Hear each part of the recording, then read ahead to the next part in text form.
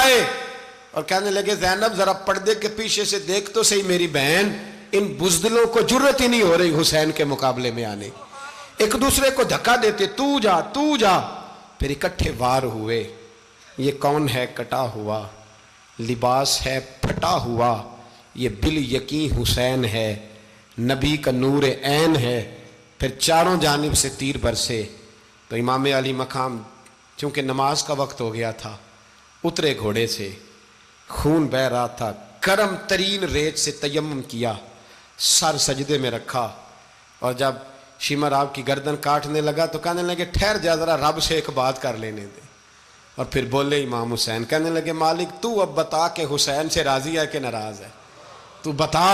تو پھر ایک آواز آئی، یا ایتھا النفس مطمئنہ ارجعی الی ربک راضیۃ مرضیہ، فرمایا نفس مطمئنہ واپس آ جا، تو اللہ سے راضی ہے، اللہ تجھ سے راضی۔ امام حسین وہاں شہید ہو گئے۔ اب یہ قافلہ امام حسین کا سر کاٹ، ذرا دیکھنا غور کرنا، سر کاٹ کے نیزے پہ رکھا ہے، جسم کربلا میں پڑا ہے، عورتوں کو گھوڑوں پہ بٹھا کے لے جایا گیا یزید کے دربار میں۔ یزید پہلے عبید اللہ ابن زیاد نے بدتمیزی کی، پھر یزید نے کی۔ سعودی عرب کا ایک مولوی بول رہا تھا، سعودی عرب کا، ان سے بھی بڑا عشق ہے، جس نے تقریر سننی ہو میرے پاس ہے۔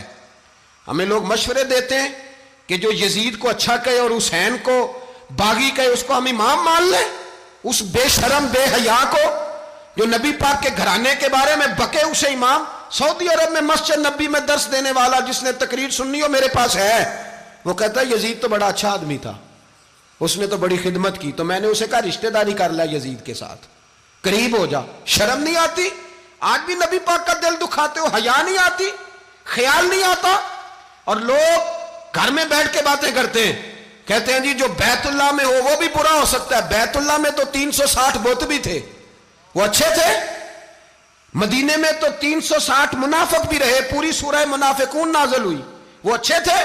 عجیب تماشا بنا دیا لوگوں نے مذہب کا۔ کہتا ہے یزید نے تو بڑی خدمت، تو عبید اللہ ابن زیاد نے قتل کیا۔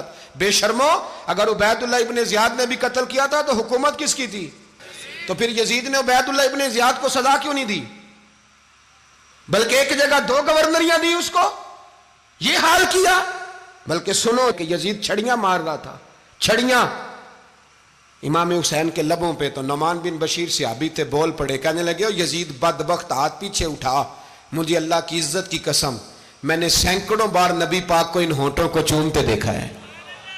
حضرت جناب زینب عورتوں کے مجمع میں پیچھے ہو کے بیٹھی ہیں۔ یزید کے پاس جب پہنچا لشکر تو یزید کہنے لگا دیکھو اللہ نے مجھے عزت دی اور میرے مخالفوں کا کیا حال ہوا۔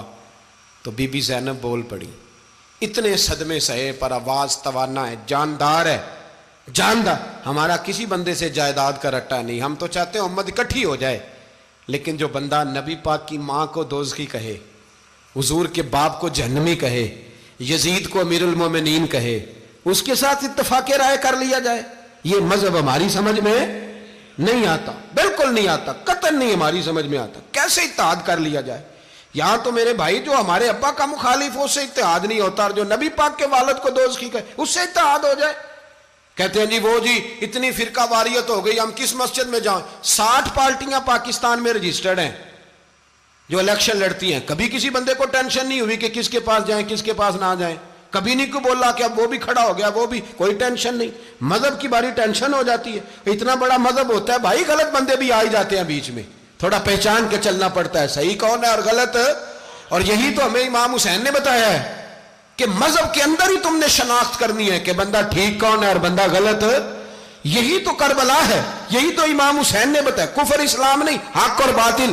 تو سمجھیے گا، حضرت سیدہ زینب نے جب سنا نا کہ یہ کہہ رہا ہے کہ مجھے اللہ نے عزت دی، تو جناب زینب بولی، نعمان بن بشیر کہتے ہیں بی بی بولی، اتنے صدمے ہیں پر جناب زینب بولی اللہ اکبر، اس انداز میں بولی کہ پہلے قرآن مجید کی آیت پڑھی، کہنے لگی وَتُعِزُّ مَن تَشَاءُ وَتُذِلُّ مَن تَشَاءُ بِيَدِكَ الْخَيْرُ إِنَّكَ عَلَىٰ كُلِّ شَيْءٍ قَدِيرٌ۔ اور پھر کہنے لگی یزید تو بکتا ہے، کہتا ہے کہ تو عزت والا ہو گیا، یہ تیری حکومت ہے، 4 دن گزرنے دے، تجھ پہ کوئی لعنت بھی نہیں برسائے گا، اور میرے بھائی کا قیامت تک ممبروں میں اور خطبوں میں ذکر ہوا کرے گا، وقت گزرنے دے۔